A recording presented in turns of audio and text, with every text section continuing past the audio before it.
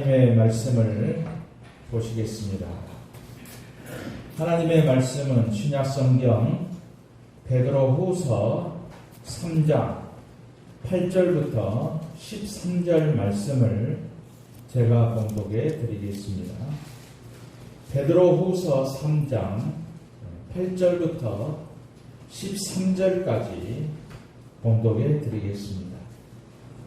사랑하는 자들아, 주께는 하루가 천년 같고 천년이 하루 같다는 이 한 가지를 잊지 말라.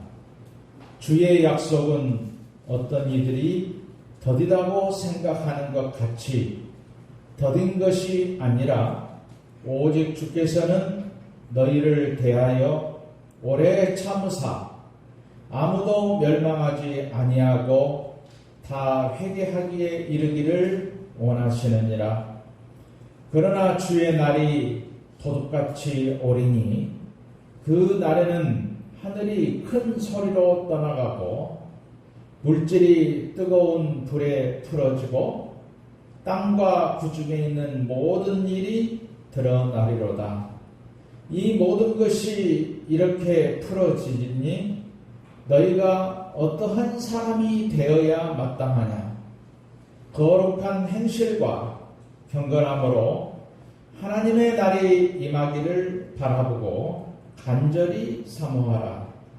그 날에 하늘이 불에 타서 풀어지고 물질이 뜨거운 불에 녹아지려니와 우리는 그의 약속대로 의가 있는 곳인 새 하늘과 새 땅을 바라보도다. 아멘. 오늘은 침묵이라는 그런 제목으로 말씀을 드리도록 하겠습니다. 시베리아 북쪽에 타우라스라는 산이 있습니다. 이 산은 독수리의 서식지라고 할 수가 있는데 두루미들이 타우루스 산을 넘을 때면 독수리들은 포식하는 날이 됩니다. 특히 독수리의 먹이가 되는 두루미는 소리를 내는 두루미입니다. 그러나 타우라스 산을 수없이 넘지만 노련한 두루미는 희생되지 않는다고 하는데 이들이 여행을 떠나기 전에 작은 돌을 입에 물기 때문입니다. 돌을 문 두루미는 돌 때문에 소리를 내지 못하고 조용히 산을 넘는다고 합니다. 그래서 독수리의 먹이가 되지 않고 무사히 이 산을 넘어갈 수가 있다고 하는 것이죠. 침묵이 사는 길입니다. 우리 그리스도인에게 침묵은 사탄의 먹이가 되지 않도록 막아주는 것입니다. 그리스도인의 침묵은 성숙함의 본질입니다. 성숙하다는 것은 우리의 삶이 거룩해지는 것을 말합니다. 그래서 침묵은 금이라고 하는 말이 있는 것입니다. 물고기가 입을 벌릴 때 낚시에 낚인다는 사실을 알아야 됩니다. 물고기의 입이 열리는 순간 그 물고기는 요리가 되어서 사람의 입으로 들어간다는 것을 잊지 말아야 할 것입니다. 그래서 침묵은 가장 훌륭한 언어라고 하는 것입니다. 우리가 답답한 신앙생활을 하면서 아주 답답할 때가 있습니다. 그것은 하나님의 응답이 없을 때입니다. 그런데 철학기도를 합니다. 금식기도를 하고 작정기도를 합니다. 그래도 응답이 없을 때 너무 답답한 것이죠. 이럴 때 믿음이 작은 사람은 교회를 떠나기도 합니다. 하나님이 안 계신다고 생각하기 때문이죠. 20세기에 들어서면서 인류는 제1차 세계대전과 제2차 세계대전을 경험합니다. 전쟁을 통해서 죽어가는 사람들을 보면서 인간의 이성이 와르르 무너졌습니다. 이성을 칸트는 올바르게 사물의 이치와 원리를 알아내는 힘이다, 이렇게 말했습니다. 이런 인간의 이성만으로도 충분히 잘할 수 있다고 생각했던 믿음이 거짓이라는 사실이 세계대전을 통해서 밝혀진 것입니다. 하나님은 정교한 시계를 만들어 놓고 사라진 시계공이 아닙니다. 하나님은 영이십니다. 하나님은 인간의 생각대로 움직이시는 분이 아닙니다. 민감한 사람들은 다시 눈을 뜨고 일상 속에서 활동하시는 하나님을 발견하기 시작했습니다. 즉시 무엇을 하기보다는 침묵하시는 하나님을 알게 된 것입니다.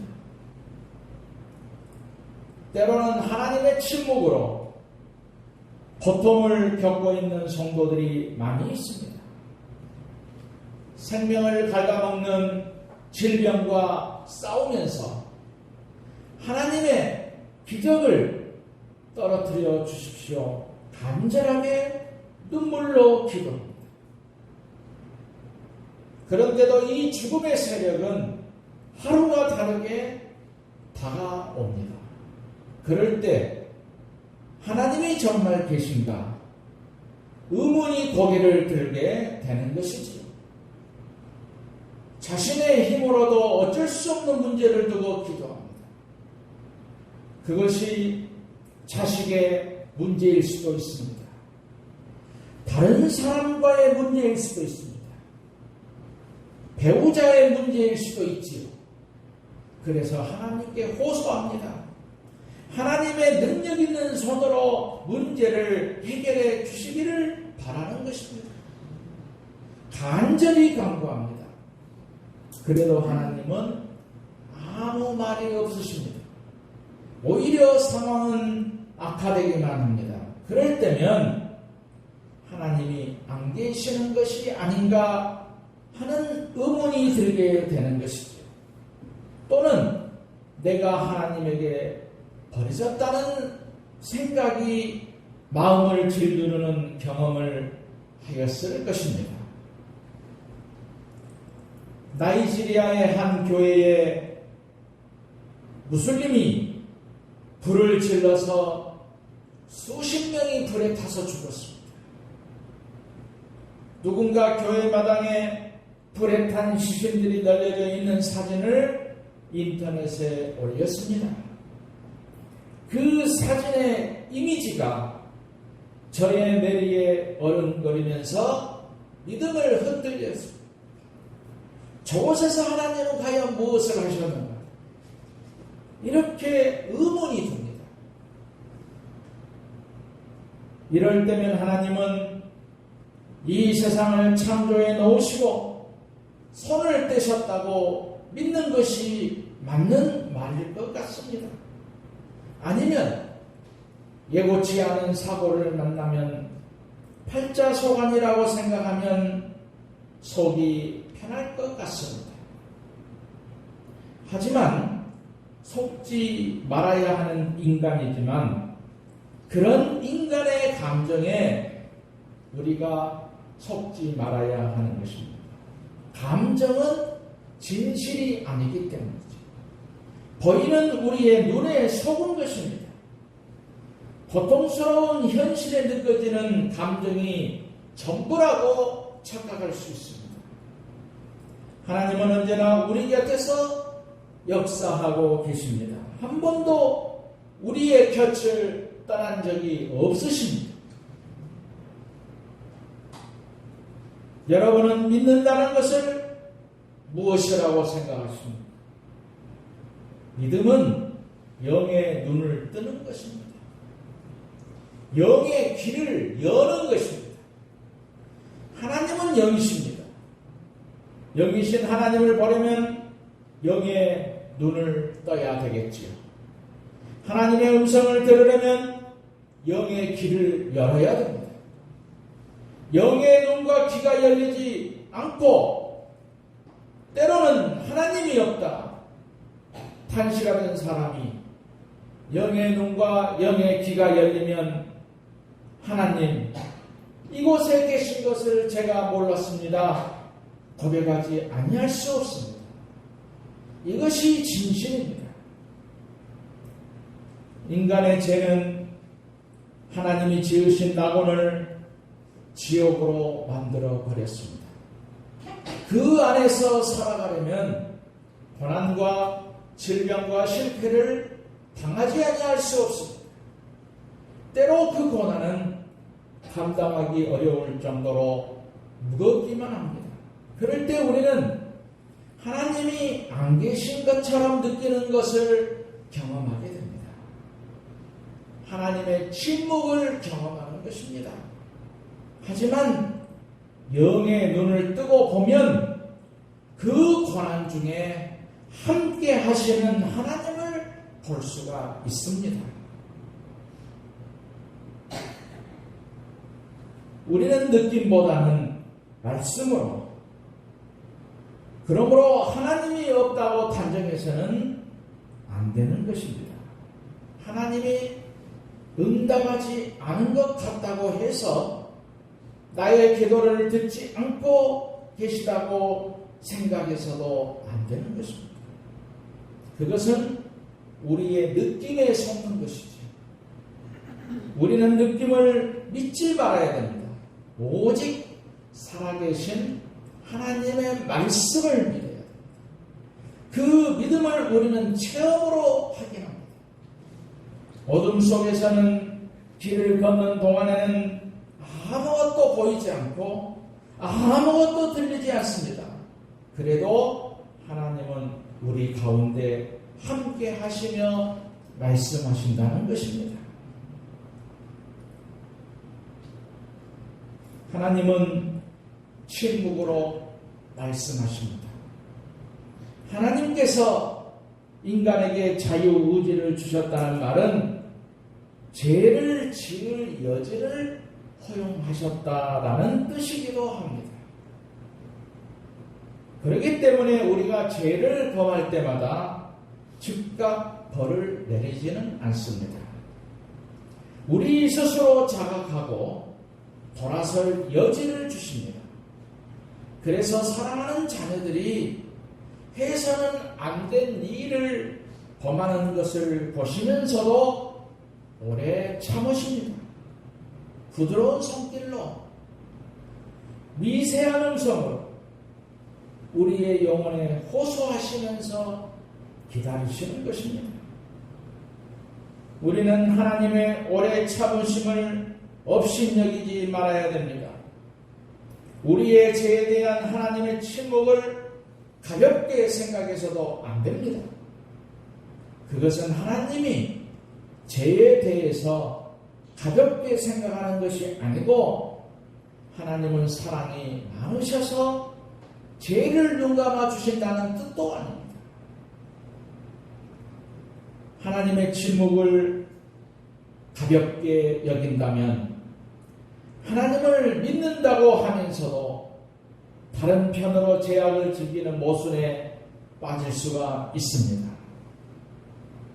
가끔 성도들이 죄를 지어서 세상에 관심을 끌 때가 있습니다. 성도라고 해서 흠이 없는 사람은 아니지요. 하지만 하나님의 사람으로 죄를 은밀하게 즐겨왔다는 사실에 대해서 우리는 놀랄 수가 있습니다. 분명한 것은 자신의 죄에 대한 하나님의 침묵을 업신여겨서는 안 된다는 것입니다. 처음에 죄를 짓고 두렵고 떨리는 마음이었을 것입니다. 하나님이 벌을 내리시면 달게 받을 심정이었죠. 그런데 하나님이 침묵하십니다. 다음에도 하나님은 침묵하십니다. 그렇게 되면 죄에 대해서 답답해지는 것이지요. 아, 이래도 괜찮구나. 그것이 죄의 벽돌을 계속 높이 쌓게 만드는 것입니다. 하나님의 침묵을 두려워해야 마땅한 신앙입니다. 스스로 깨닫고 돌아서기를 기다리시는 하나님의 오래 참으시는 침묵이기 때문이죠. 그 오래 참으심이 끝날 때는 돌이킬 수 없는 심판이 있을 것입니다. 그런데 너무도 많은 사람들이 이 하나님의 침묵을 우습게 여깁니다. 죄의 유혹은 강하게 역사합니다. 하나님은 침묵하십니다. 그래서 마음 놓고 죄를 즐기는 것이지요. 성도들이 타락하는 이유는 자신의 죄에 대한 하나님의 침묵을 업신여기는 것입니다. 이것은 모든 믿는 사람들에게 적용되는 진리입니다. 오늘 읽은 말씀에서 사도 베드로는 이 문제에 대해서 날카롭게 경고를 하고 있지요. 10절에 보면 그러나 주님의 날은 도둑같이 갑자기 올 것이라. 그 날에는 하늘이 큰 소리를 내며 사라지고 전체는 불에 타서 녹아버릴 것이고 땅과 거기 있는 모든 것이 타서 없어질 것이라고 말씀하십니다. 심판의 날이 늦어지는 것 같아도 마침내 그날은 도적같이 올 것이라고 말씀합니다. 현대인들은 심판이라는 말을 싫어합니다. 하나님의 심판, 업신여기는 것입니다. 사람들은 하나님에게서 진노와 심판과 징벌 이런 것들을 제거하고 싶어 합니다. 하지만 우리가 이것들을 제거하면 하나님에게서 사랑과 진리와 정의도 제거되는 것입니다. 우리 안에 정의감이 있기 때문에 죄를 보고 분노하는 것이죠. 우리 안에 사랑이 있기 때문에 자식이 잘못을 하면 마음 아파하는 것입니다. 우리가 믿는 하나님이 사랑과 진리와 정의의 하나님이시기 때문에 진노하시는 분이십니다. 심판하시는 분이십니다. 그래서 진노와 심판은 너무나 당연한 하나님의 일이십니다. 그렇기 때문에 우리의 죄에 대해 진노하시는 하나님을 우리는 기억해야 됩니다. 모든 것을 심판하시는 하나님을 생각해야 되는 것이죠. 그런 생각은 우리의 양심을 불편하게 만듭니다. 하지만 그것이 진실입니다. 그럴 때 우리는 하나님의 오래 참으심을 감사하게 여기는 것입니다. 하나님의 침묵을 두렵게 여기게 되는 것입니다. 그런 마음을 가지면 당연히 우리의 삶이 달라지지 아니할 수가 없습니다. 결론적으로 사도 바울은 베드로 사도는 계속해서 말씀합니다. 오늘 본문 11절 이하에 보면 쉬운 성경으로 해석하면 여러분은 어떤 사람이 되어야 하겠습니까? 경건하고 거룩한 생활을 하면서 하나님의 날이 속히 오기를 간절히 기다려야 할 것입니다. 그날에는 하늘이 불에 타서 없어지고 천체도 그 열로 녹아버릴 것입니다. 그러나 우리는 하나님의 약속대로 정의만이 있는 새하늘과 새 땅을 기다리고 있습니다. 여러분은 그날을 기다리며 하나님 앞에서 흠없는 깨끗한 생활을 하여 평안한 마음으로 그분을 뵙도록 노력하십시오. 이것이 11절 이하의 쉬운 성경으로 해석한 말씀입니다. 우리는 하나님의 오래 참음을 업신여기지 말아야 됩니다. 언제까지 기회가 주어지는 것이 아니지요.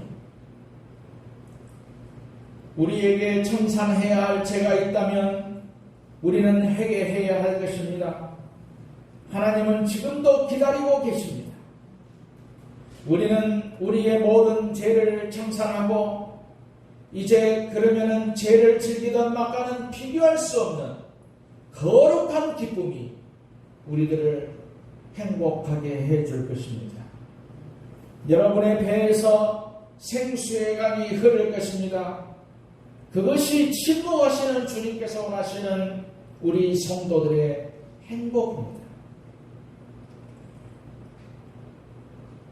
독일의 신학자인 한스 탱크라고 하는 분의 지독한 역설이라는 기도문이 있습니다. 그 기도문을 제가 낭독해 드리고 말씀을 마치려고 합니다. 오 나의 하나님, 주님은 이 초라하고 낡은 세상에서 그토록 위대하신데 아무도 알아보는 사람이 없다니요. 주님은 그토록 큰 소리로 부르시는데 아무도 듣지 못하다니요. 주님은 그토록 우리 가까이 계신데 아무도 깨닫지 못하다니요. 주님은 모두에게 자신을 내어주셨는데 아무도 주님의 이름을 알지 못하다니요. 어떻게 이럴 수가 있습니까? 사람들은 주님을 떠나가면서 당신을 발견할 수 없다고 말합니다. 주님께 등을 돌리고 있으면서 당신을 볼 수 없다고 말하고 자기 길을 막고 있으면서 당신의 목소리를 들을 수 없다고 말합니다. 사랑하는 성도 여러분, 하나님의 침묵을 가벼이 여기지 마십시오. 하나님의 오래 참으심을 업신여기지 마시고 하나님의 침묵을 통해서 하나님께서 우리를 기다리고 계신다는 것, 그리고 거룩한 기쁨이 우리 성도들에게 넘치기를 주님의 이름으로 축원드립니다. 아멘.